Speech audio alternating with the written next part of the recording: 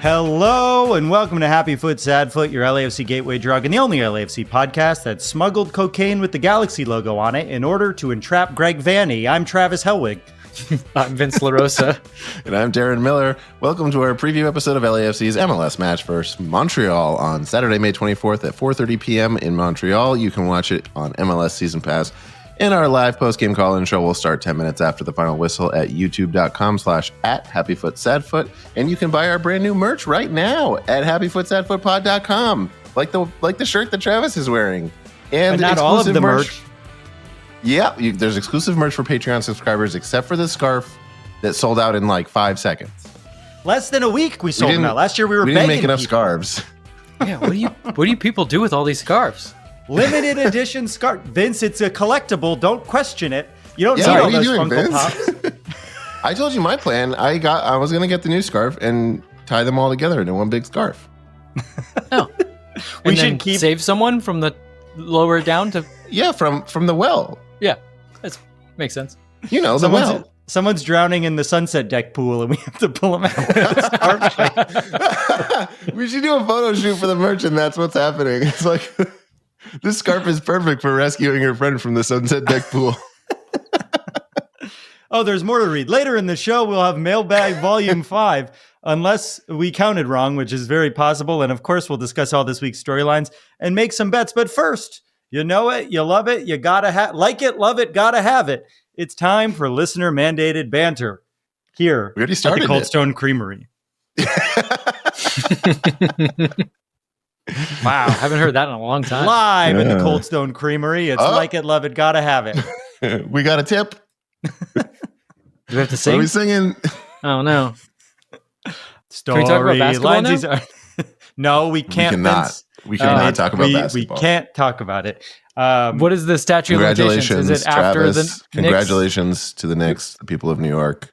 We will. I don't even think we should get into it. I'm happy. We have to wait until here. Jason Tatum can walk again. There was a. Oh, am I doing the wrong thing here?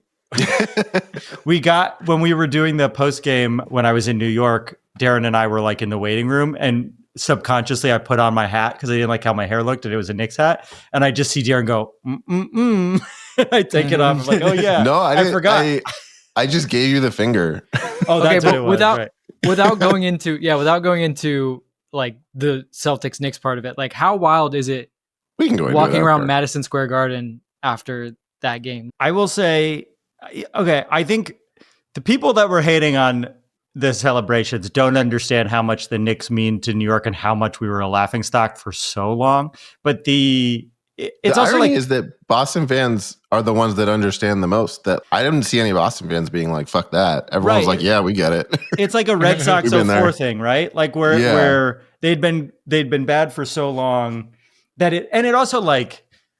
The side talk videos made it a thing where everyone wants to rush outside now and like be recorded by content creators. But it was like, that is what I found to make fun of. Is it like being on Hollywood Boulevard with like Spider-Mans everywhere? Like, there is. No, the pictures of it are just people with their phones. Like it's just a bunch of people shooting videos. Yeah. I'll say this. I left pretty quickly. I didn't like wait around after the game. And by the time I got out of the building, there were people on things. Like, I don't know how fast it happened, but it happened very quickly where I was like, oh, people are climbing things. And I started to get really nervous because like the cops are trying to get through. They can't get through. People are throwing things. I'm like, I don't want to see a kid fall from a fucking billboard. I want to get the fuck out of here. I saw after the Dodgers World Series celebration, I saw some really disturbing videos of dudes like blowing their hands off of fireworks and shit. Like, if the Knicks win the championship, and you know we have a long way to go, that city will need to declare martial law. Like I'm not joking.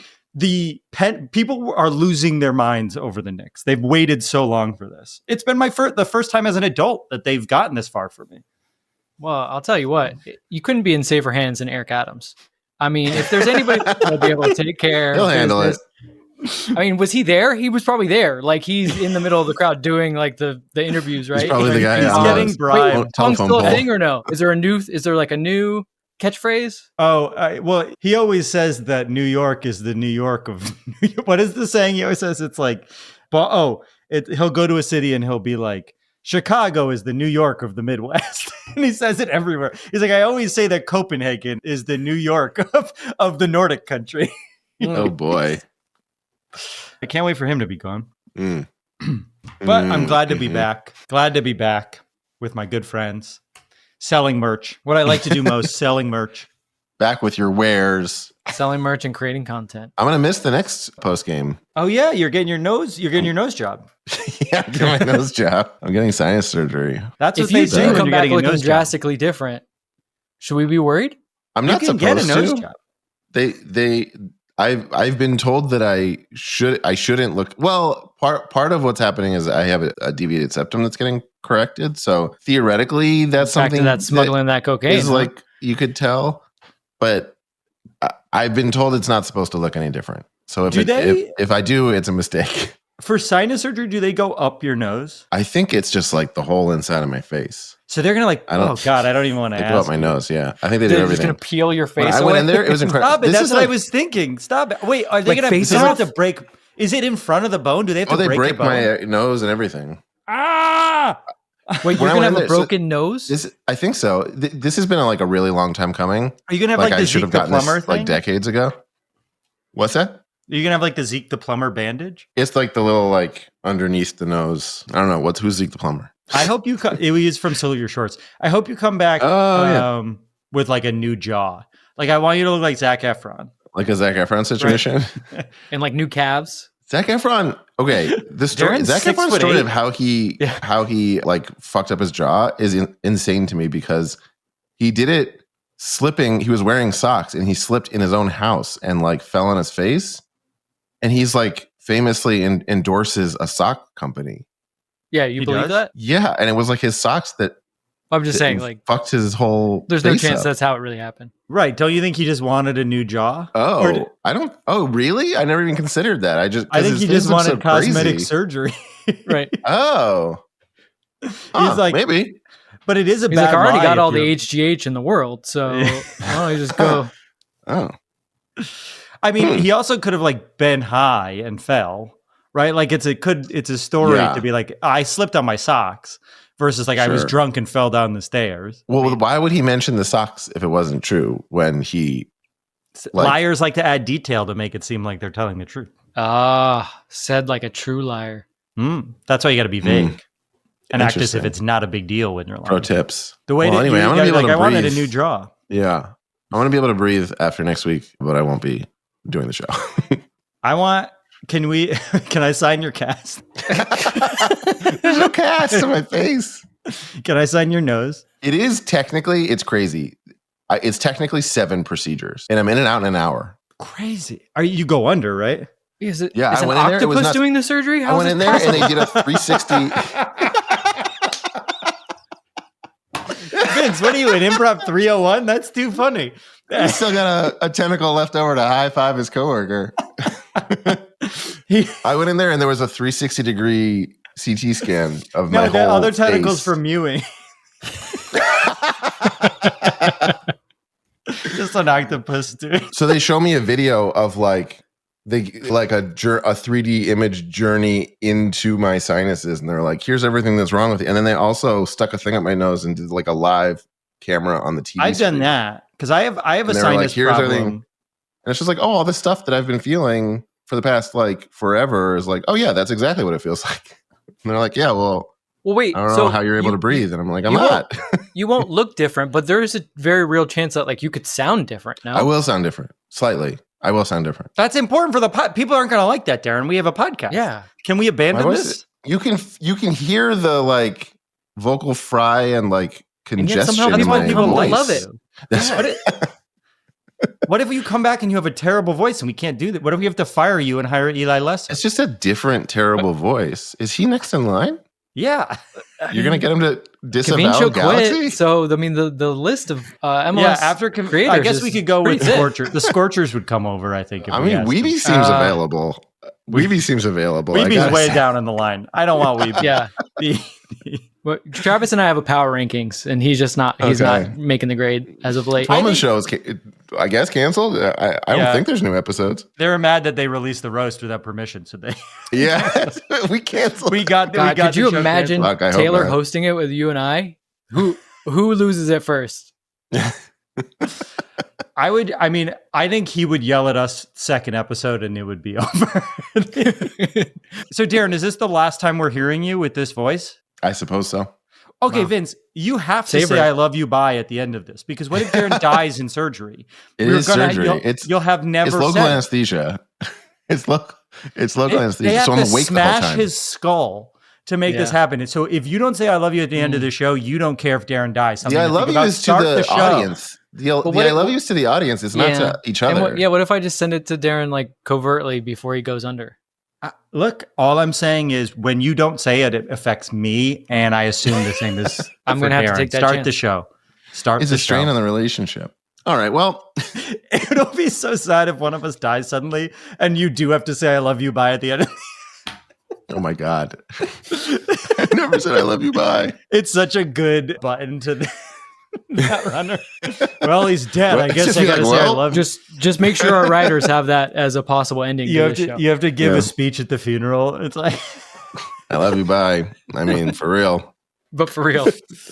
But for real, all right, though. start the show. This is already 20 minutes in. We've only talked about Darren's skull getting fractured. Yeah. All right. Well, maybe they could fix your crazy brain while they're in there, Darren. You're fucked up. No, I told them not to touch it. Actually, one of the things is like a cold treatment to my nerve. Anyway, Okay. I'll give you the full list later. I wish I could get that because you get on my nerve. Oh my God. Well, that was cold. Vince, you showed us up with the octopus joke, so we're gonna fucking ham it up in this episode. I apologize to everyone listening to the podcast. Now we're feeling As a more insecure. casual, I do the jokes. As a more casually obsessed Say your new LAFC fan voice. on this show, what? That's my new voice. I'm debuting it now.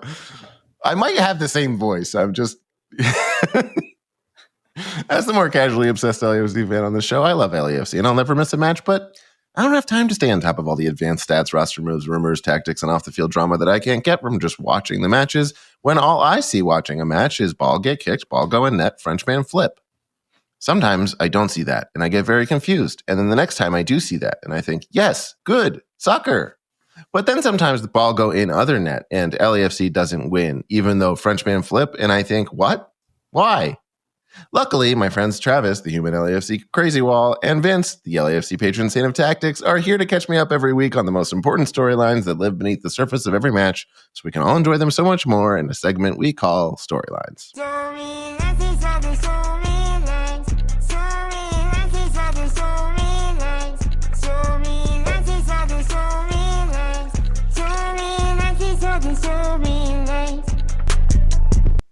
Darren, Vince, Dince merch available now at happyfootsadfootpod.com. No, no one's buy it. purchased Sold the out. Dince shirt Pretty yet. sure I'm it's not sold sure out. why. I don't think so. But I'm sure announcing someone's on going the to show post it. today a Dince shirt buyback program. If you accidentally got real drunk and bought a Dince shirt, I will buy it back. It's honestly, buy it and hold on to it. I bet you could get some good money from them. Just saying.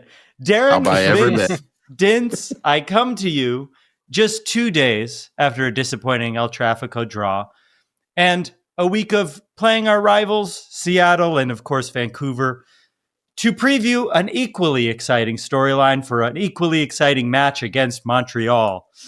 And our first storyline of the week is this. Does LAFC have a problem closing games? After blowing leads against both the Galaxy and Vancouver, fans have begun to grumble that it feels like the team just can't finish its matches. Some of those fans are blaming the tactics. Some of the pundits are blaming the tactics of Steve Cherundolo, arguing that we're parking the bus way too early, dropping back to defend whenever we get a lead, which is often quite difficult in a league that invests so heavily in forwards and so little in defense. But then others have suggested that this weakness actually has more to do with mentality and how much the club actually cares about the badge. Some examples of the mentality argument that have happened this week, people are saying Dolo, after the match, said that winning every game actually isn't important. Sometimes a draw on the road is okay. And a lot of people were using the example of his body language on the sidelines during Trafico, where he was sitting down calmly, versus Greg Vanney up, screaming, yelling at players, as another example of a losing mentality or a nonchalant mentality for the team. Others have pointed to Mark Delgado agreeing to collect his ring this weekend and then crying when surprised by our arch rival, the Galaxy, and their whole staff as they presented him with this ring. This was then released as a social media video the same day as El Trafico, or maybe the day before. And that was roundly panned by everyone in the league, Galaxy fans, LAFC fans, and the pundits of the league as something that made Mark Delgado look quite bad and LAFC look quite bad as well. Delgado, after the game, was clearly mad about this and said in this post-game interview that the Galaxy lied. Well, he didn't say these words, but he basically implied that the Galaxy lied to him, said it would be a small thing and that he was surprised and that the video would only be shown in the stadium during warm-ups. He had no idea it would be used for promotion beforehand. First question to Vince. I just gave a lot of really juicy things for you to talk about. Do you think the team actually does struggle at the end of games? And if so, do you blame the tactics of Steve Cherundolo and his love for parking the bus, or the club mentality for their weakness? Give us one or the other, Vince. One has to be right. Oh, no. One or the other. No. Can I pick a third option? If I think the third option that the team is perfect? Because no, it's not. It's definitely not. I'm not here to tell you that the team doesn't have problems closing out games, because clearly we can see it with our eyes. And I do feel bad for fans in the sense that, like, that's the worst feeling, to be like, wow, we're pretty good. We're back. And then, wait, what's happening? Why are we not? Oh no, ball going our net. Oh no, again. And then we don't get the points. And it's like I'm listening to my brain. Yeah, it's incredibly frustrating. But what's been also frustrating for me is watching and listening to and reading a lot of the commentary. And I don't begrudge the fans for the way that they see the game. They see Steve and they say, midfielder come out, defender go in. Oh, we must be defending. That's fine. I get it. You're watching the game. You're passionate. It's really your only job is to be passionate as a fan. You don't have to be an expert. So you see defender go in, you think defense. But like these pundits that continuously are lazy about saying they parked the bus. Okay, so LAFC parked the bus against Vancouver. They did it 30 minutes into the game? Because remember, we were up 2-0 30 minutes into the game. I just, in what world do they do that? And mind you, no midfielder come out, defender go in Vancouver game. So the tactics there were different than they were against the Galaxy. And then beyond that, in the Galaxy game, two things.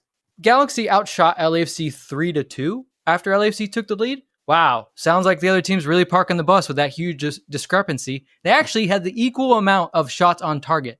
And the final thing that makes me think maybe this parking the bus thing is just a lazy, jargony abstraction of what reality is happening.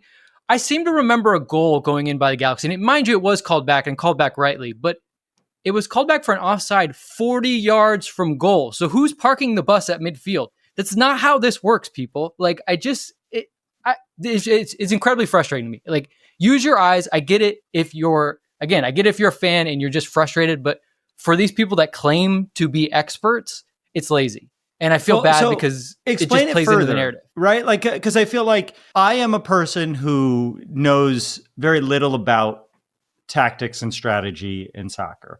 And I see a defender go in and I see our team up by a goal. And I do see the other team seemingly on our side of the field and with more possession. What do you think they were trying to do in those moments? Because I think what's coming out is it feels as if the strategy is park the bus. We brought in a defender. They said that I think Tillman, it was an injury that they brought him out for, I believe. Delgado as well also was saying he wanted to come out of the game. Maybe it was Delgado I'm thinking of. Both. But so basically the swap wasn't a choice that was made by Dolo. It was one that he was sort of forced to make. But from a pure viewing standpoint, as someone who watches the ball and not necessarily off the ball, what was LAFC trying to do, and why did it feel like they were parking the bus to the casual viewer? Because they were so poor going forward with the ball once they had it. I don't think it was strategic the way they wanted to go about it. What they weren't able to do was then get the ball cleanly to their forwards. And let's be honest, like Obobisi came in, didn't really give you much, wasn't on the ball that much. Under, besides one shot, didn't really do much. Like, you put what the strategy was, and this is the other thing. When things go wrong, it doesn't mean it was the wrong strategy sometimes. It's just execution, right? This is a low-scoring game in which, like, little mistakes can end up being big things in terms of the final score. So when you see a midfielder coming out and a defender going in, and you're thinking, okay, now we have 3 center backs. Well, really what the plan was in this specific game was, well, they have 3 guys. They're going for broke here. They have 3 very athletic forwards that just want to get on the ball and they want to be direct. Why don't we man mark them? You know, one of the things that people ask for LAFC to do all the time for certain players, why don't we just man mark them? Well, guess what? They did. It didn't work out. It was really poor play from the center backs. And because it was poor play from the center backs, they were scrambling a lot. They almost let in that goal to Peck. They're scrambling when they commit the foul on Marco Royce that leads to the eventual tying goal. And beyond that, they're not clean getting the ball in areas because they're scrambling. They're not in a good space. They're not in a structure and a shape in which they can play out of. But what they really wanted to do was try to deal with the 3 up front by going man to man and deal with their directness, and then leave 3 of their own guys up front and say, hey, if the Galaxy are going to go for it, well, we've got Danny Bouanga, and let's see how we can affect them. But the plan didn't come off. Like, they weren't able to find Bouanga the way that they did, towards the end of the game in Vancouver. It's so lazy. Like, how would Steve even do that? He would just say, like, guys, if we get up by a goal, just try to stop scoring. Like, I don't understand where that would, like, or he yells it out loud, or is there a hand signal? Does he whistle? Well, I think what's happening is we felt like we desired possession and we were playing somewhat with a passion to move forward with possession. And then suddenly the momentum switches to the Galaxy and it doesn't feel that way. So let me ask about mentality, right? Because I do think that is another side of this where you could sort of see it in the players, where it's like, oh no, it's happening again. We're gonna fuck up again, right? So Darren, I'm gonna ask you, and you could choose which of these you want to talk about mentality wise, and then I'll make Vince answer the other one. Do you want to? I want to answer this too. Okay, well, I'll just put it out for both of you.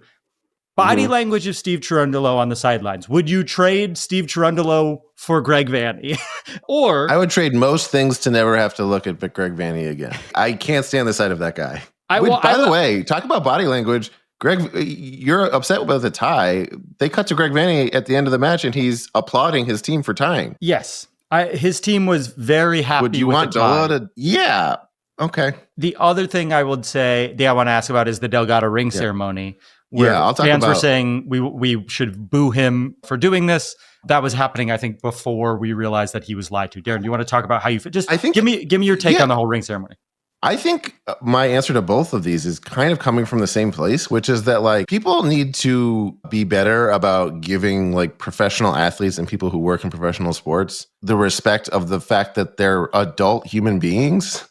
Like, some of them are children. Just so they're not just like they're not actors. Like, they're not performers that like have to act a certain way according to some scripted like situation where they have to like display their emotion to telegraph some kind of proper stance. Like, that's true of Delgado and it's true of Dolo. For the Delgado situation, it sounds like Galaxy did him dirty. I also think like he is an adult. This was his livelihood and his job. And like, I don't know what kind of like weird imagination like game you think we're all playing where we have to like pretend like he didn't play for the team before. Like, he did play for the team. He is an adult. This was and he won a trophy. This is how he made a career and supported his family. These were people he was really close to for many years. He achieved a dream of winning an MLS Cup. He was told by people who he had every reason to trust, given his history with them. I mean, it's not like Greg Vanney decided to put it out on social. Like, I'm sure there was some kind of dumb miscommunication based on incompetence more so than like some kind of strategy to stick it to LAFC. I would. He trusted them and like was feeling real emotion. I don't fault him at all for that. I also think of like it's social media content. Like, it's not playing into the rivalry. Like, who gives a shit? Like, I think there's a world he gets the ring, and then he can like. Can you believe that he's able to compartmentalize enough to like actually care about playing for LAFC the next day? Oh my God! What? It would take a superhero to be able to do that. Like, come on. I think he got fucked by a lot of people, right? I think the Galaxy I think they probably didn't invite him thinking that they were going to fuck him over. And then at some point they had this content and someone was like, this would do really well right before El Trafico. And it just didn't go up the chain of command, right? To the person who was like, no, we told them we wouldn't do this. Right. Because they were right. It's going to do really well because it's going to piss a lot of people off. And it did. But I do think after that, then journalists went after him. Lots of people went after him. Our fans went after him. And it put him in an impossible situation where the only thing he could do is throw the Galaxy under the bus for fucking him over because they threw him under the bus. And I agree with you that it's like I don't begrudge him for crying. And I think it's a fine thing to do if it was just something they showed before the game. But making a big thing about it and posting it feels they must have known how it would come across and they wanted to rub it in our faces a little bit. But I think the dolo of it all, Vince, talk about that a little bit because I'm like, it seems like people want theater, right? They want on both fronts. Yeah. Yeah, no, two things on mentality. And the first is just like the state of the discourse on like competition and what it takes to be the best is just depressing. It really is. Like for everything that everyone's saying about Mark Delgado and getting done dirty, no one's remarking that, wow, went out there and played one hell of a professional game after. Like I love a bunch of journalists and even, even some of the guys that did play the game, like shame on you, but journalists and fans that are like, I know what real competitors are like. There's no way he could go there and cry and then wake up the next day and be able to play. Like you don't know anything. Yeah. You don't know what real competition is. You don't know what these guys have put their bodies through and what they have done to do this. And I find it rich for somebody to sit on Twitter and be like, Mark Delgado's not a competitor. Like, come on. Like it literally, and what? Because you go on and you talk about how much like it means to you and this is war and this is battle. Like it's not, dude. I don't even care if it's Europe. Like it's not, bro. Like you and your hatred for Galaxy supporters, like I hate to break it to you, they're not very different from you. Like they have not faulted you. There's no like intergenerational battle between Los Angeles and Carson. Like this is not a real thing. Yeah, like, we haven't done it yet. I just like I love the passion of the fans, but when it goes to this level of cosplay, like this is cosplay, and that goes kind of to what you want from Steve. You want cosplay, like in a coach's mind, the work is done. You see the game, you see the 90 minutes, but there's the millions of trainings that lead up to it. There's the meetings, there's the video sessions. Like his work is done. What is he going to do by yelling at these guys? They're adults. They know when they've done wrong. They know when they're not doing the right thing. Him yelling at them is not necessarily going to make them play better. I think for some players may like it. And I understand where you look at every coach and you're like, man, he's really into it. But I have spoken, I've been lucky enough to speak to a lot of players. They don't like it. They don't like being shown up. They already know what's going on. It's tough enough to play in front of 20,000 people that are screaming and yelling at you. And then to have your coach be going mental when you like make a mistouch or make a pass that he's not even in the game doing is going to drive you a little bit crazy. But I will say that the other thing on mentality is there is definitely something going on because the one through line between, like I said, the tactics weren't the same. Like the changes weren't the same, Vancouver and LA, but what was the same was this. LAFC with a lead was playing against a team that was throwing numbers at them and threw caution against the wind. And they had a difficult time with the pressure and holding on to the ball and being able to be clean on the ball. And they said this after the Vancouver game, and I'm sure they were saying this after the Galaxy game. They got scared.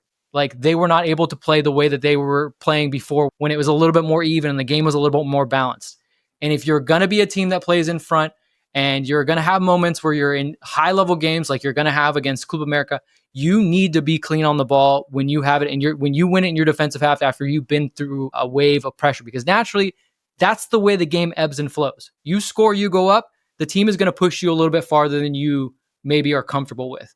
And the only way to get out of that is to break out of that pressure by being clean and being strong and positive on the ball. And what I'm seeing from LAFC is a real sloppiness and also a little bit of a lack of belief that they can get out of this. And that's where it gets scary to me because it happens against Vancouver. It happens against the Galaxy. I don't know if you guys remember a couple of years ago, this was kind of happening with Bob's team where like they would get up and then they would let up leads and everyone would say like, what, they can't defend? No, it was like they couldn't keep the ball. It was the opposite of it. And so this kind of gets in your head. We were also up by a goal against Miami in the second leg too. I don't know if you remember that. Right. And it gets in your head, right? And so now these guys, every time they go up a goal and they get a little bit of pressure and one ball goes astray or they make a bad pass, it goes back in your head. And to bring it all the way back around, if that is in fact the case, would it make you a better player if all of a sudden every time that happened, your coach popped up and started screaming at you in front of the rest of everybody watching on TV and the rest of the crowd? I'm gonna say no. I mean, again, I've been privileged enough to spend some time with these guys and actually see what they're like as competitors. And maybe I'm an elitist in that way because I've gotten to do that. But I'm just gonna put it out there and say, put yourself in those shoes, and maybe you wouldn't like that. I'll just say this. Like, if you've ever been in a position where there are people under you, like at any sort of job, right? You know that there are ways to get people to do what you want that don't involve chastising them or making them feel bad for doing something that is not what you want, right? There are ways in which you can get a team to work together and do what you want that might not make them feel bad, because sometimes if you were to yell at an employee, they wouldn't work as hard for you because they feel humiliated. Of course. Oftentimes it has... Mutual respect is the best I think some people call that... to drive anything productive or worthwhile. I think some people call that leadership. I don't know.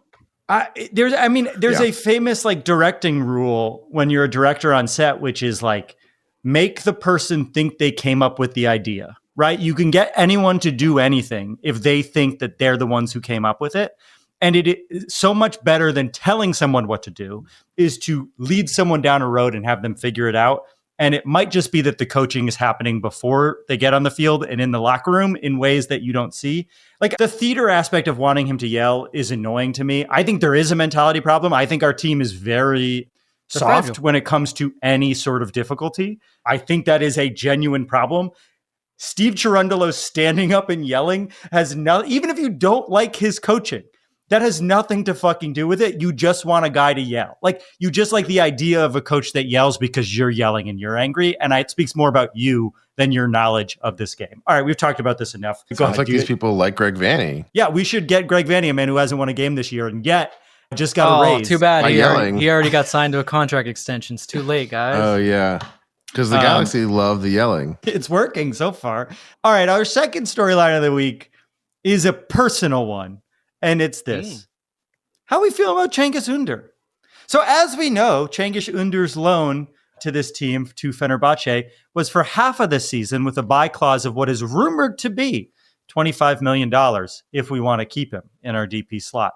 That's a lot of money in Major League Soccer. Most fans, us included when this was announced, believed that this move was a temporary one designed to keep the team afloat through various tournaments as we wait for signing Anton Griezmann this summer. Now we know that's not going to happen. People are wondering what's going to happen with this Under loan. Are we going to keep him? Are we going to pay the $25 million that they want to get for him? Under has been a great player at times, sometimes maybe our best passer on the team in certain moments. He's scored 2 goals, but he has been relegated to the bench behind both Ordaz and Martinez. But that's where I get involved. Now, I have to be careful here because I was asked not to talk about this. So as you both know, I was in New York City this weekend to watch my New York Knicks defeat a team that, if I name, a 20-year friendship will end. And the soft. Don't put me out there. The Friday night, I got to watch New York City riot after winning a quarterfinals match. the Saturday night, I went out in a neighborhood called Dime Square, which is a gentrified neighborhood in Chinatown where young, I guess, crypto fascists go to hang out. Like weird people who listen to Red Scare go and hang out. But basically, it's like young people go there. And my hotel happened to be nearby. And I met up with a couple of friends, including Yoni, my friend Dom, who's a Roma fan, knows a lot about soccer, and my friend Chris Romano, who created the show Blue Mountain State. At the bar, Chris Romano was on Blue Mountain State, so people will come up to him and say hi. At the bar, we went to this one bar. We were quite late into the night, as New York City goes. And this man went up to my friend Chris and was talking to him and was a fan of his. And I hear my friend Dom, who knows a lot about soccer, go, Fenerbahce. And I look over and I go, oh, Diego Rossi. And he goes, Diego Rossi, yes. And this man goes, I am on the board of directors of Fenerbahce. Oh my God. And I go, oh, I am a big LAFC fan. Cengiz Under, huh? And he goes, Cengiz Under, he's going to be great for your team. And me and him drunkenly start yelling at each other about the price, the asking price of Cengiz Under, in which I go, we're not fucking, I mean, this was all in fun. We were having fun. It wasn't a real argument, but I'm going, we're not fucking paying $25 million, buddy. And he's going, please give me $25 million. I go, he scored 2 goals in Major League Soccer. We're not paying $25 million. And he goes, please, we played $15 million. Please give us $25 million for Cengiz Under. And we were screaming in this bar about the negotiating price of Cengiz Under. I was yelling at a man who is on the inside of these negotiations. And what I got from this interaction, from how much he was laughing at me, I kept going, we'll give you 9 tops. Maybe we'll give you 9. Is that they know he's not worth $25 million. They know they overpaid by paying $15 million for this guy. And they are he was like, you're going to love Cengiz Under. You want him on your team for a long time. He was giving me a hard sell. Now we got to give him $25 million.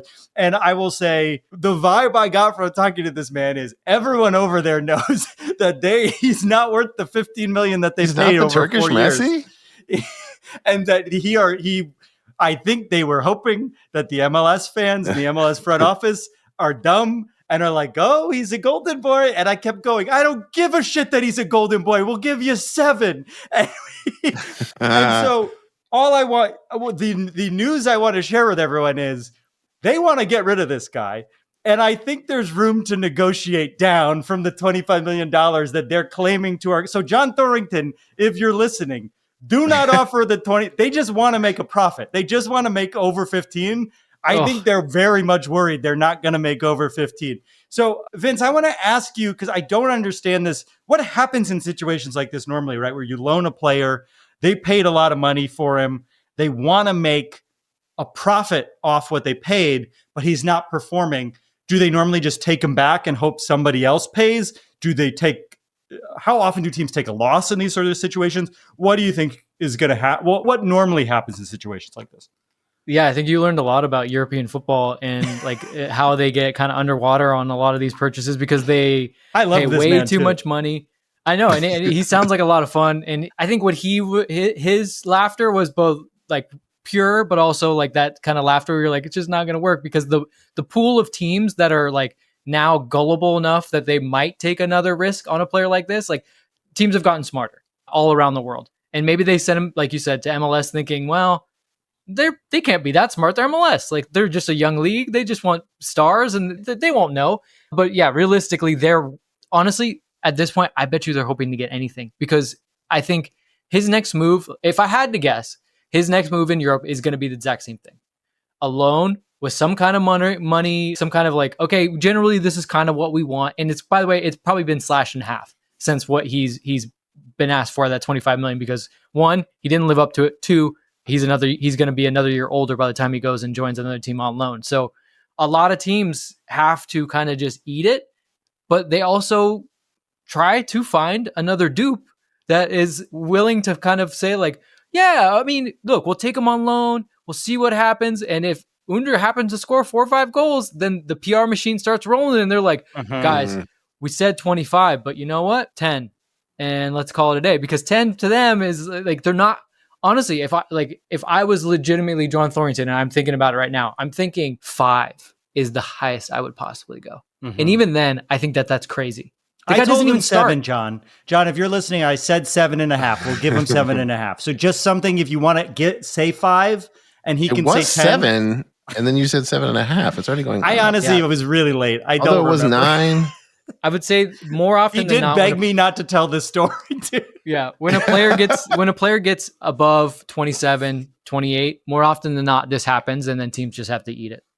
And usually what they do is, because he's probably also making a hefty salary from them, normally they say, fine, we're not going to get our money back, but if we cut him loose, we're also not paying him that money.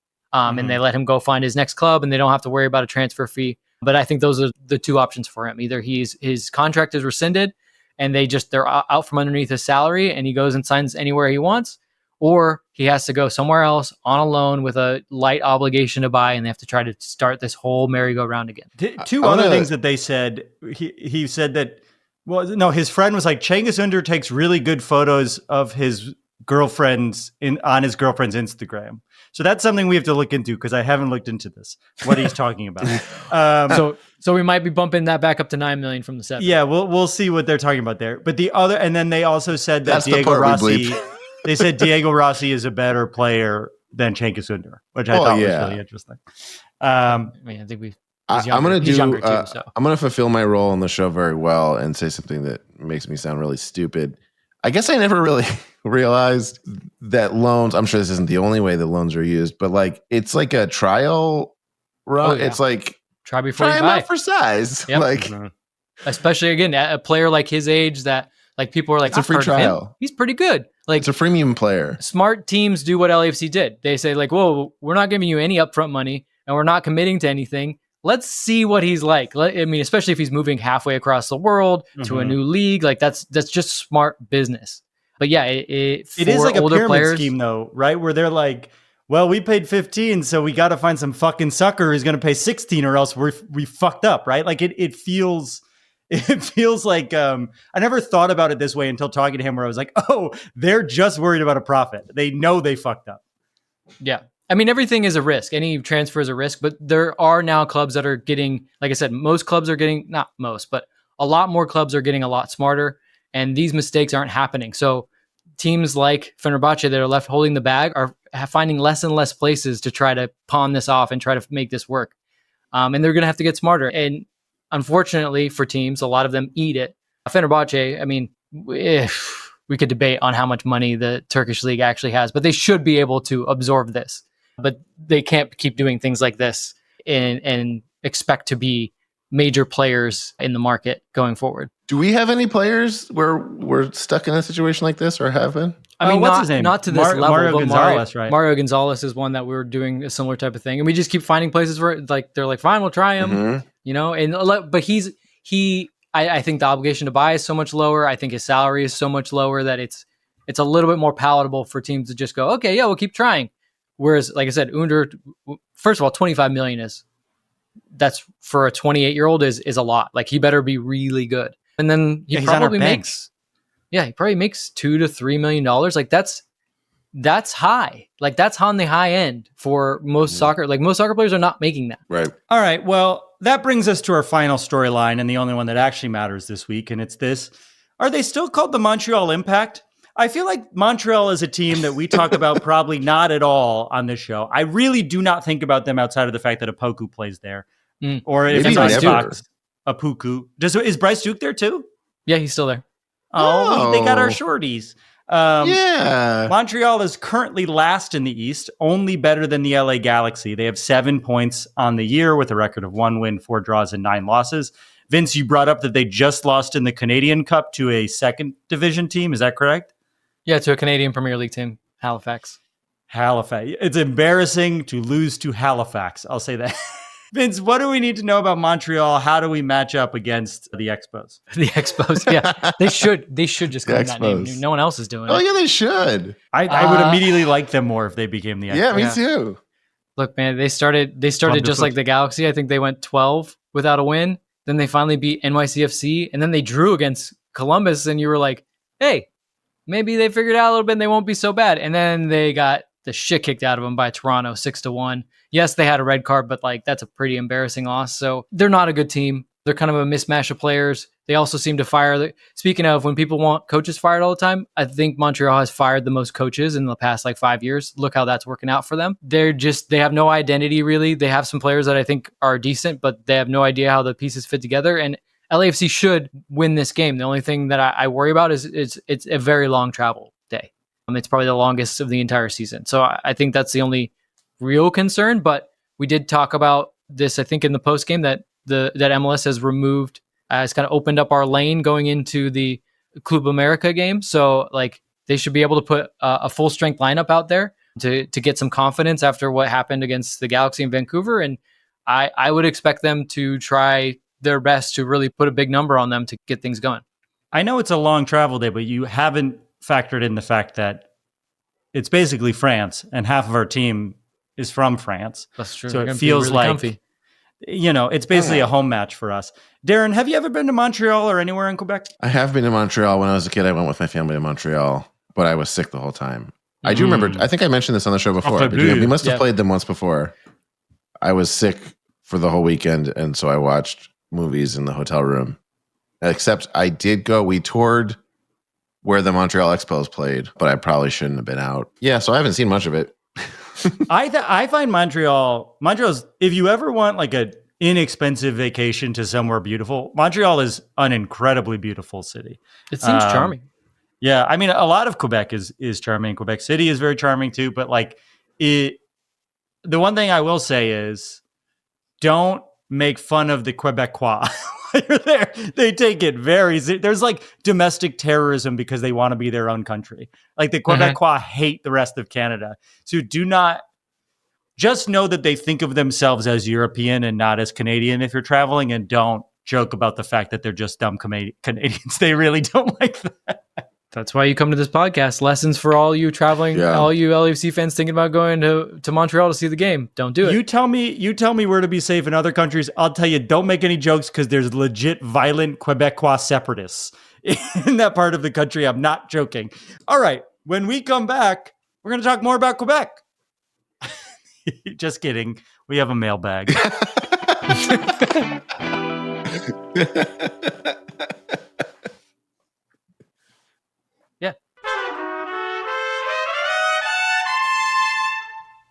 And we're back. It's time for a mailbag. I don't have an intro to this. Mailbag is when doing a mailbag. We ask people send us questions and we answer because it's only been a day since the game and we didn't have time to do a second segment. Yes, but also this is very fun and comes. Is it a good mailbag? I haven't looked at any of the questions. I'm doing this. Well, this time we were like, don't just ask us questions. We'll take questions, but also more confessions. I also mentioned if you've got pro tips, LAFC fan pro tips. Some of those are in there. What else did I ask for? Requests, show requests. So there's a whole mishmash of things that people submitted. The requests sound dangerous. Darren, you want to pick the first one and then me and Vince can peruse? Here's a fun one to start off. This is from Kai. Which current LAFC player do you think would be most likely to win the Traders? What's the Traders? Oh, you've never seen the Traders? No. Basically, it's a game. Have you ever played like Werewolf or Mafia? Any of those games where you have to figure out who the bad guy is? It's that, but on TV. So there's a few people who are the bad guy lying to everybody, and then other people trying to figure out. Oh, is this the one with Alan Cumming? Yes, it's Alan Cumming. So that he's like just a very fun presence.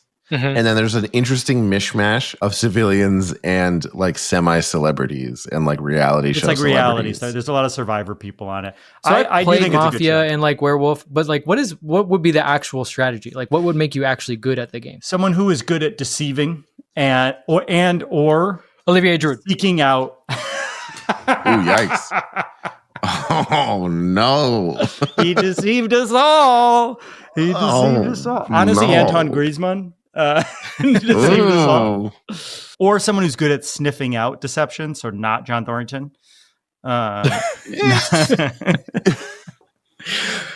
Great first question. I think we've got that one in the bag. Should we move on? I'm trying to think if there's anyone else who I actually would be like. I feel like Hollingshead would think he's good at it, but wouldn't be good at it.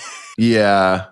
He's like too nice deep down, right? Like he couldn't deceive in the way that he wants to. I mean, Mark Delgado went from like full tears to being like, now I'm going to beat you guys in less than 24 hours. And then like you did me dirty, fuck you. Yeah, and then you did me dirty and I will never forget this. And it is like the type of person who could see strategy a couple steps ahead, right? Like we don't have the Ilie or the Chiellini. Delgado is maybe our closest to that. That's a good pick, I think, actually. I don't know. Lloris is sneaky. That's just because of his accent. I don't know. This is a complimentary follow-up that he had, which was, which Hafo Safo host would be most likely to get a villain edit on Survivor? Me. Yeah. That was easy. Pretty straightforward. There was an objectively correct answer to that one. I've thought about it because I've thought about applying for Survivor, and I'm like, I'll probably be a villain, and I will feel bad about it afterwards, so I don't want to do it. Oh, there's another. So this is like a three-parter, I guess. Which current LAFC player would each half us have a host choose as their amazing race partner? Oh, interesting. Oh, It'd have to be somebody that is Bouanga. good at communication, but Bouanga's really... a pretty good choice because he speaks different languages. He also like literally has all the energy in the world. Like I feel like Darren, you could be like, he has the energy. Denny, I can't move anymore, and he's like, just get on my back. I'll carry you the next 100 miles. The dude front flips. Okay. But you also Sometimes. have to, do you think you would have good communication with him in stressful situations? Right? Yes. Like he's very affable. Also, let's not forget when he played with Gabon, he flew from somewhere in Africa to Los Angeles in like 10 minutes and played immediately. That is a pretty good, amazing and scored. race. Yeah, that's a pretty, and flipped.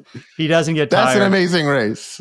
I'll say Abobasi, just because I feel like he would be a really easy person to work with. I feel like he would be a good partner in figuring this stuff out. I mean, my answer is going kind of along similar lines, but just because like I want to hang out with him, he seems cool. It would be me and Nkosi. We would just hang out. We probably wouldn't even do the race. One. And he just doesn't commit to anyone to do anything. Yeah, he just gets high. They'd be like, "What happened to Vincent and Nkosi? They were in the game. And they're like, oh, good, just go on without us. We're good. We lost them in Amsterdam, man. We don't know where they were." Yeah. They were like, "Shit, we're in Amsterdam. Let's hang out." Yeah, he's been like, "You want to get out of here?" I'd be like, "Yeah." We saw them rent a boat in the canal, and then he was going. All right. Oh, here's an actual soccer one from David is Mexican. Thoughts on the Mueller rumors? I have a lot of respect for Thomas Mueller. I think that he is a player that his soccer brain is probably second to none. And no one, I think, has done more with like, I mean, look, he's obviously a talented player, but he's not like an elite at any one thing, yet has elite numbers in both goals and assists. Like he just knows the game. And in that regard, I think he can do well pretty much anywhere. I mean, obviously he's playing at Bayern, who wants to be one of the top 3 teams in the world every single year. And this is why like they're kind of having a tough time, separating. He's played like over 500 times for them in the Bundesliga, which is just crazy. It still has to be the right number though. Like he has to be like a Gareth Bale, Giorgio Tam player, but what he could be for that locker room, and the type of player he could be off the bench in spot moments. And just, again, we've been talking about the team not having a guy they can really rely on when they're in a tough moment. I think Thomas Mueller is that type of guy. And I think any team would love to have him on their team, but he's already turned down other MLS teams, right? Like other MLS teams offered him a DP slot. He said no. Yeah, I mean, it has to be at the right number for LAFC, though, because, we've kind of gone through this now, and we're talking about it with Giroud, and it's like you can't be burning spots that high up, but you can definitely give him a pretty, I think you can pay him up to like $1.6 million if that seems like a good deal to him and he wants to live in Los Angeles, then yeah, I would absolutely have him on my team. Based on the reporting, especially knowing that there's actual reporting around him getting offers from other teams and him turning it down, this is what it sounds like to me. It sounds like he really wants to come to LAFC and is trying to play hardball and get a DP slot, not truly understanding how this system works. Because like the way that they're like, well, he might retire. Like they keep trying to like throw leverage where there is none, right? Like he clearly, the connection to the team is there's like a Bayern LAFC connection. They're trying to say that's the connection. And I do understand fans' reluctance to give a DP slot to an old star after the Giroud failure. But the Chiellini thing worked out really well. And the Bale thing at the end of it worked out really well as well. And Mueller is in a better shape than Bale was. So if we could get him on a TAM, no question we should get him, right? Like, it would be silly not to. I think we all agree we should not give Under's DP slot to him. And I think we all agree that Giroud probably is not going to leave his DP slot anytime soon. I don't think there's any chance he gets it right away. Like, remember with Bale, the thing was they said, look, come halfway through the season, we can pay you a good chunk of money because you're coming halfway through the season and you won't be a DP, but then the next season you become a DP and we pay you even more. And that's kind of how they figured out that deal. And when people got enraged and they're like, there's no way this is possible. Well, that's literally exactly how it's possible. I could kind of see them doing that, knowing that maybe Giroud comes off And, there has been talk about what Bouanga wants to do next season. So maybe you're just starting with Thomas Mueller and 2 open spots. But yeah, and this does happen, to your point, Travis. There are a lot of guys that they're like, I don't understand. Just give me the money. And the teams are like, we have to explain this to you. And so they're like, no, I think you're playing with me. And so they try to play hardball. So I don't think there's a world in which he becomes a DP right away, but I could see him being TAM with an option to be a DP. And I think that John, having done this before, is probably pretty good at explaining that to him. But I do think initially, and there's probably been just light contact. It's not like they're talking every day. I think initially they've probably put out an offer and the agent's probably like, they're just flirting. Okay, let's stop talking to them and let's just see what we can do in the meantime. And then they're going to have to, kind of hammer, if it's going to happen, they're going to have to hammer out the real details. And that's when the agent's going to have to be like, so we really can't get that money up front? And they're going to be like, no. And he's going to have to make a decision. Yeah. I mean, this goes into it. Debit, no credit. We've talked about this before. Debit, no credit asks, at what point do we let Giroud walk? Is he agitating for anything like that you've heard? We aren't journalists. And if Vince knows something, he's never going to tell us anything. He's an honest man. He is a journalist. We've tried hard to get Vince to tell us things when we think he knows things, and he claims he doesn't actually know them. But we think deep down he knows some stuff. We've still never been able to catch him, even after the fact, which is pretty frustrating. I don't know things as much as I used to. I mean, I knew the Bale signing long before everyone did. Oh, that's cool. That's cool. I'll say. Did you know he was gonna? And you guys do, if you guys do remember, I knew Giroud was happening before people. I didn't want to out it. I didn't want to out it. You did tell us about Giroud. You guys a little bit on that, yeah. Mm-hmm. But I didn't want to out you for telling us that. But yes, You did let us know about that. We've talked about it. His contract's up at the end of the season. It would be dumb of Giroud to walk away right now, right? He's just not going to do it, and there's not really any way we could force him to do it. We have a contract, right? Unless we pay him an exorbitant amount of money. Well, you can waive him, and you get one buyout, and he still gets all his money. But as we've talked about, that has to be initiated by him. There's no chance that LAFC signs a player of Olivier Giroud's magnitude and then hangs him out to dry by just doing that. Players talk. Players' agents also are usually agents of other big players and no other big agents. That word gets around that you've kind of been like, oh, I don't think we like this. Let's angle to get him out of here. It's just not going to go well for you at LAFC. But if Olivier Giroud walks into John Thornton's office and goes, man, I just don't have it, I think that there is a world in which John says, well, luckily, we have a way to get out of this. How do you feel about this? How do we position this so that we both win? And I think that would be the conversation that they would be having. But I have not. I don't know that any of those conversations are happening. And there's no incentive for Giroud to do that unless he feels embarrassed or whatever. It just feels silly. We're going to have him at the end of the season. I can't imagine a world in which we don't. Yeah, unless there could be a chance that maybe he's like, you know what, guys, I've been in LA for a little bit. It's okay. I think I want to move back to France. And in that case, then you find a way, right? Because they're not going to be like, well, maybe you just move back to France and no one will notice. I don't think that's going to happen. They did soft launch that. They did try. It felt like it. It really felt like it when he went and waved at the French national team game. Look, if LAFC gets into this Club World Cup, he's definitely staying for that. I guarantee. Both LAFC and MLS would want him there, regardless of how he's playing. But after that, who knows what is in his mind? But you make a good point, Travis. There's no reason for him to actively seek to leave unless he wants to. I wouldn't do it. All right. What's next, Darren? Here's a confession. Are you ready? Mm-hmm. Yes. This person writes, my confession is that I wish Zlatan was still playing so I could get an out-of-bounds ball that he wants while we were winning late in the game and perform all the dad antics of fake throw the ball to him, hide the ball under my shirt, and whatever other shithousery I could come up with because that monster is still stuck in my craw. The guy even looks like a stereotypical cartoon villain. I would likely get the ball back to him, but only once he got another ball. I would hit the ball he was throwing. I would hit the ball he was throwing in as he threw it in. I have quite an arm on me, and I feel confident I could knock both balls onto the pitch. He would likely try to fight me, and since I've never been in a fight, another confession, I'd hope that the 3252 does what it does best and light way too many smoke bombs to facilitate my escape. So this person has concocted a whole elaborate, very specific scenario that they seem to think about frequently. I like the idea of like, I wish Zlatan was still playing because I want to annoy him a little bit once.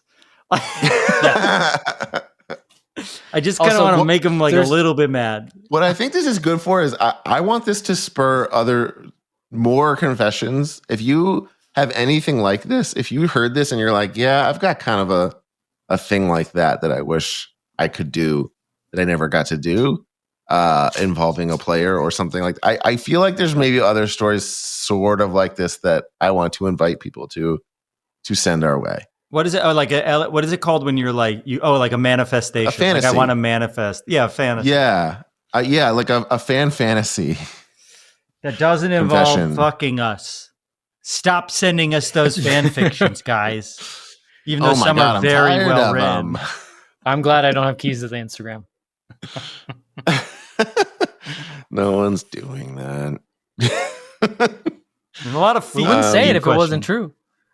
Right, of course. That's a great confession. I don't wish Zlatan was still playing, but thank you for sending it in. I mean, there is the real thing that would probably happen is like a kung fu kick to the chest. So I don't know if you want this to play out the way you think it's going to. He would be an incredible, amazing race partner, actually. Yeah. Zlatan? Oh my God, yeah. Oof, unfortunately. He's built like a basketball player. I would just be in like a backpack like Yoda. He would just carry me. Now that's fan fiction. You've thought about that. You and a baby Bjorn on Zlatan's back as his ponytail wishes. What a kink. Yeah. And I'm okay with it. Yeah. I want to be carried across Siberia by Zlatan. Yeah. Hey, I got a pro tip. I got an LAFC fan pro tip. Okay. All right. This is from Insert Press. That one time I called in and I was reminded to drink some water at the end of the call. I took Jeff Talk's advice and went for the strawberry daiquiris over on the second level behind 216-ish. They were very good. Highly recommend. But I still blame Talk for the state I was in. If I remember correctly, we were telling him to get some water because he seemed very drunk and instead he got more to drink. Well, I think that's enough votes of confidence for the strawberry daiquiri at BMO Stadium. He's saying before this happened, he got the strawberry daiquiri, which is why, and he blames the strawberry daiquiri for why he needed water. Oh, okay. So sounds like a good value, though. Sounds like they make sure that it's really loaded up. He's saying I followed through on Jeff Talk's pro tip. Yes, and that's what happened. And yet I still recommend others do the same. I bet it's good. I would say that's the danger of sweet drinks always, right? If they taste too good, if you can't taste the booze, you might have too many. I can't really fuck with sweet drinks anymore. I can't do it. I hate it. I don't like it. I want my drinks to like be salty. I don't drink non-alcoholic drinks that are like, I drink like seltzer. I thought you were going to say, I don't drink non-alcoholic drinks. Yeah, you could have just ended it there. This is from Kai. Which Halfos Afahos has the best idea for a third kit theme? Let's end on this one. We're getting a third kit this year, right? And that's why we haven't seen the Azteca one yet this year. Are we? Is that true? I think we're getting a third kit this year, yeah. Again? Why? We got one last year. Isn't it every other year? I remember reading something that there's multiple that we're getting a third kit this year. I mean, it's totally possible. It's we really haven't based used on that other third kit this season at all. It's based on what's that sales. About? What is based on sales? Who gets the kit? Adidas decides that they're going to put out a third kit for you if they think you can sell them. Come on, it's capitalism. Oh, it's not like spaced out. No, not everyone gets. No, I think maybe everyone will get one sooner or later, but you'll notice that the same teams are getting them over and over because they're like, because we'll sell them. Oh, well, yeah, like Miami will for sure get another third kit this year. Right. You know, like maybe they shouldn't make ass kits, and then we'd buy more. But our third is pretty sweet. I bought some ass kits this in my is an day. Adidas kit. Sometimes you got to buy some kits for there. Sometimes you need an ass kit. Is that for a number of different things? There's so many things. No. There's so many different types of ass kits. When I was in London, which is in Europe, by the way, I needed Preparation H, but they don't have that brand, and the brand in Europe is called Anusol. So I'd be like, "Can I get the Anusol, please?" That's awesome. I have a third kit idea that could be cool. The Olympics are coming up. Do you remember the old LA Olympic logo? Oh, I guess the Clippers already did that as a third kit. I just really like that, like kind of weird, like early 90s, 80s pattern where it's like I just think an homage to the old Olympics could be cool because they're coming here. Something with the I forgot the Clippers Coliseum would be cool. Oh, that's a great idea. Maybe like a Trojans thing. Yeah, or the facade, which is featured prominently on our new Happy Foot Sad Foot I'd Rather Be on Christmas Tree Lane t-shirt. Hand-drawn t-shirt. Sweatshirt. I got to tell you, those are selling like crazy. Some of these new designs are incredible. I see what you did there, and I like it. The Christmas Tree Lane thing is selling really well. Really? Yeah, people are loving that. It's great. I mean, fuck it. Make that the Christmas Tree Lane shirt that we just made. That third kit design. There you go. Done. Ooh. I do. A Christmas Tree Lane, I guess you don't put, like this last third kit was the first time in a while I've seen like the team name featured prominently. Mm-hmm. Like you don't get to feature words. That's true. But it'd be cool to be like Christmas Tree Lane somewhere. I don't know. I think something like drum inspired, especially remember they do have some of those like handmade drums that have like really unique, cool designs on them. I think something like that could be kind of cool because it is such a like you think of when you're like the sound of the game at BMO is the drums, right? Like that you can't. It's undeniable. Like that's the heartbeat of the game. That could be pretty cool. Yeah, that'd that's be cool. cool. I think it'd be cool to just have like 3252 across. I was gonna say that, but do you remember those Denver Nuggets kits that said like 5296 or whatever? I was like, I hated those.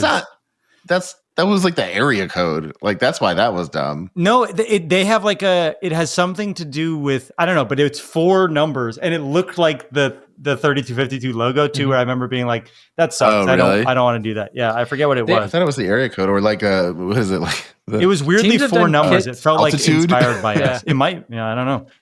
Teams have done kits in the past and where like they take season ticket members and like use their names to like make up a pattern or something. Like just like that's cool. That would be cool, whether it's in the numbers or on it all together. I think that would be another cool homage to, you know, the great support that they've had, you know, right out the gate. Right, that'd be pretty cool. You know what'd be really cool is if we found out the guy who wrote Goosebumps happens to be a fan, so we make a Goosebumps jersey. That was the thing. Boy, would that be really cool. I was thinking like you can't do that in LA because actually famous people live here, right? Like you can't do Johnny Cash because he's the only famous person. Actually famous people live in fucking Nashville. Yeah, but Johnny Cash is cool, but it is like there's maybe like a dozen really famous people and they're all country music people, so you're like, okay, Johnny Cash is the best one. Goosebumps? Yeah. We're doing Goosebumps? Like, what if we were like, we're doing a Jessica Alba inspired kit because Jessica Alba came to game 1? Do you think there was a list in which they were like, these are our 3? And they're like, well, it's got to be Goosebumps. And if so, what were the other 2? What lost out to fucking Goosebumps? Animorphs? Nationwide Bank. Or it's insurance. We learned it's insurance after the video. We said Nationwide Bank over and over again. They do banking too. At one point, I had a Nationwide Bank savings account. Assholes. What, they send you a cease and desist? We suffered enough in that city. I remember people like, you guys are idiots. It's Nationwide Insurance. It's like, sorry. You're like, yeah, because that's what makes us idiots. Fuck that Tell me what yellow is. They can't do a Christopher Columbus inspired one, I'll tell you that much. Who can't? Columbus. The city that's named after him? After Christopher Columbus. That's right. Mm-hmm. I know that guy. Are there, I was thinking of like, are there other LA, like, are there, like, the Happy Foot Sad Foot sign is one that I think of as like iconically LA. It's gone now, but when it was there, it's like, like, I actually really do like, I forget which supporters group uses Felix the Cat from the car dealership down the road from the stadium. Lucky's. Yeah, I like that's really cool because everyone goes, "Oh, it's the Felix the Cat from the side of the road that we always see." Like, are there things like that which are? I honestly, when we came up with the name of Happy Foot Sad Foot, I was thinking of that Felix the Cat logo because I was like, what in my life do I connect to the city that's fun in that way? Like people listen. You know what I also think of is in Silver Lake, there's a Western Exterminator animated sign where like a man has a hammer behind his back and he's about to hit a rat with a hammer. You know what I'm talking about? I love those. Can we do a Western Exterminator inspired kit? Right. What about Mr. Fries Man? Mr. Fries Man? Oh, R.I.P. An Americana at Brand inspired kit. A Grove inspired kit. Just the fountain from Americana at Brand with the trolley. Yeah. Grove. Yeah, that's all right. Or Ollie the Falcon's a great kit. When Ollie dies, we'll put Ollie on the kit. Oh yeah, we need an Ollie kit. That's what it is. I want an Ollie kit. That's true. Also, like, we're playing with the feathers and the wings, the angel wings, but like, let's do it all. Hey, if you're the people designing those, you could check out our merch store once again and see the Ollie inspired Christmas sweater. Oh no, that one also is good. That Christmas sweater is great. I wear it on Christmas. Yeah, it's great. And it says Holly. It says H' Ollie, and Ollie's got a little red nose. If you want a Christmas sweater, they take a while to make. So get it now. Maybe buy your Christmas sweaters now. Christmas in July. Does I'd rather be on Christmas Tree Lane count as Christmas gear? Sure. Well, I said this to you guys offline, but people should know that the woman who drew the Christmas Tree Lane sweater was not from this country and really had a hard time understanding the joke where I was like, no, it's not Christmas. We don't need anything Christmassy. And I need you to add more like Christmas trees, but don't make it Christmas-y. I don't really know why it's called Christmas Tree Lane. There's one Christmas tree, and I think they cut it down. She's like, well, why do you want this shirt then? Yeah. And I was like, there should be a tent. Make sure there's a tent. But like, not a tent like you think about. It has to be this weird kind of tent that we all use. Yeah. Do you know what an easy up is? All right. This was a long episode for Montreal. I think this is good.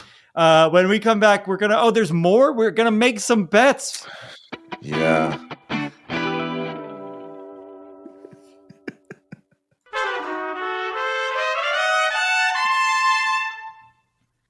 And we're back. Unless you're not watching or listening to this, because I fell asleep trying to edit this. Now it's time for a segment called Bet It and Forget It. Bet it and forget it. Every week, we end the show with a bet for this week's game. We make an outlandish prediction, something that almost definitely will not happen, but could. Each week, we all put up $5. If no one hits, the money rolls over to the next week, and eventually, by the time someone's weird prediction comes true, they might win a good chunk of change. None of our bets hit last week, so the pool for this week, I believe for the first time, has cracked $200. Wow. At $205. Oh, now we're gonna start. Now we're really gonna start dollars. putting some bets, good bets together. I have be a outlandish. bet that I'm very confident in. I've noticed a pattern. And you know how people like find patterns in the markets? I think I figured it out. And the pattern is this. Explain that to me. Sometimes idiots online think that they could figure out whether or not stocks are going to go up or down based on the graph because the human brain sees patterns places and they've decided that they can find patterns and things. It's the same people who are like, as you could see, the number 66 is the number of letters that are in David Martinez's name. We should do player numerology, actually. That would be fun. That'd be fun. So, Travis, tell us. If anybody does stuff like that, let us know. We'll bring you on as a guest. Yeah, we definitely won't make fun of you for believing in it.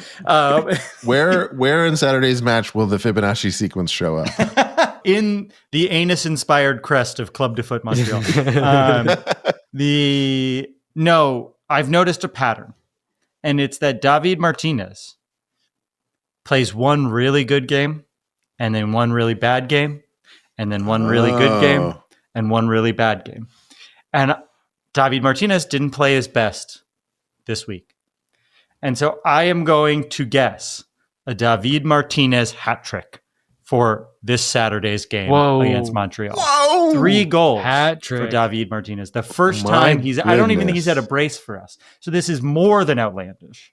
Yeah. Oh my goodness. No one's had a hat don't trick make this your bets season. easy. We haven't really been scoring goals, but David Martinez will score 3.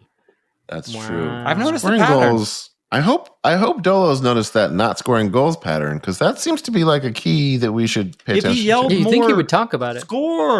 Score! Yeah, I'm why isn't he mad. just jumping up and being Oh, like, he's not yelling at them to "There's score the enough. goal"? Why aren't they treating each other like children enough? One time in my U10 team, I was playing goalie and I saw my coach throwing his hat around in the air and I thought he was yelling at us and I felt bad for a second and then it was actually a swarm of bees. That sounds like something out of a Disney movie. Yeah, it was- that's so Disney. I'll tell this whole story another time. It's a crazy story. Swarm of bees took over the field. What? Yeah, I'll tell it another time. That'll be a Patreon exclusive. Yeah, Aren't That's you an allergic to insult banter. bees? No, but I have a phobia of bees, and it wasn't started then. I Oh. already had a phobia of bees with this. Oh no! Oh, I've basically yeah. told the story at this point. Oh, Yeah, wait, yeah. Okay. Say no more. I want to take the Darren bet. I want the Lloris to Bouanga connection. good, because I feel like for a I've goal. done it too much. But I feel like something French should happen in the Montreal. Yeah, and it one. hasn't So, happened. Thank you. And let's be honest, Hugo's distribution hasn't been great. Exponentially worse over time, I'd say. Yeah, but they're in a He's a good very for- francophone place. He'll feel right at home. He'll He's just good for one dime to Bouanga a game at least. no. If you look tried. at the tape, not this season. He if tries. you look at the certainly. tape, he's got one in him. It's usually like a garbage time thing. It's not always like timely. Do you get an assist if you punt it, or does it have to be off the ground? Oh, good question. You do get an assist if you punt it, but it has to be like Do you get an assist if you throw it? it just like it can't be like then Bouanga picks it up, Right. shoots and then it ricochets back to him and he puts it. You know what I mean? Like it has to be a direct result. Direct. Yeah. So that's what makes it harder. But he's And it done wouldn't count. It wouldn't count if he like kicks it and someone like a bunch of people go up, head it, and then it falls to Bouanga, right? Or would that Probably count? not. Yeah. Yeah. No, probably not. Okay. Okay, Darren? my bet. I mean, it's got to be Is on the that- score sheet. We're not counting it. Like I'm not. Yeah. If they don't say, if they don't have his name on the score sheet as assisting the goal, it's not counting. Okay, my bet is that LAFC will have more goals by people who did not start than goals by people who start. I like that bet. That's a nice bet. Thanks. Although it could just be someone coming in the game and Yeah, scoring the only Scoring goal above us who scoring the scores the only only goal. goal. Honestly, if that happens, I'll be pissed that you're going to get $200. this is how Darren wins. And a starter will score at least one goal. Great. Okay. Now I'm on board. Okay. And I'm Now going to we're say in. also maybe Nathan Ordaz hat trick too. Both of those things are possible. I'll let you I take noticed the both. pattern. I'll let you take Yeah? one or the other. I'll take both. Yeah. Can I yeah. take So both? like if either or. Oh yeah, you can do either. Yeah. You If can do either or get a hat trick, I will give you Yeah, the great. money. Hell For yeah. sure. It just doubled not my chances. Sure. But That's if one of that's them subs classic in, way. if one of them both- subs in and gets a hat trick, then we're splitting the money. Oh, think Well, about we it. shall see. Oh, we're Good giving luck half to editing YouTube this first, one, Darren. as is customary. Yeah, let him finish the episode. Good luck getting to the end of this one. Our theme music is done by James Valentine, Nate Walcott, and Louis Palmer. An insane team. You can subscribe to the YouTube channel where all episodes and clips are available in video format, youtube.com/@happyfootsadfoot. If you can't afford to become a Patreon subscriber at $5 a month, where you get discounts on merch and exclusive merch, and also get to hang out with us on Discord, consider leaving us a review on Apple Podcasts or Spotify or wherever you listen. That really does help us find people and get new listeners, along with subscribing on YouTube and leaving us a thumbs up. So if you want to help us but can't afford the Patreon, the best way you can help is leaving us a review, and hopefully a positive one. Thank you for listening, and we'll see you on the live stream, baby. I love you. Bye. I love you. Bye. Vince, remember, Darren's going to die this week. No, I believe in him. If Darren dies, think Thank you, about Vince. how bad you feel right now. Yeah, but I'll deal with that when it happens. I love you. Bye. I love you. Bye.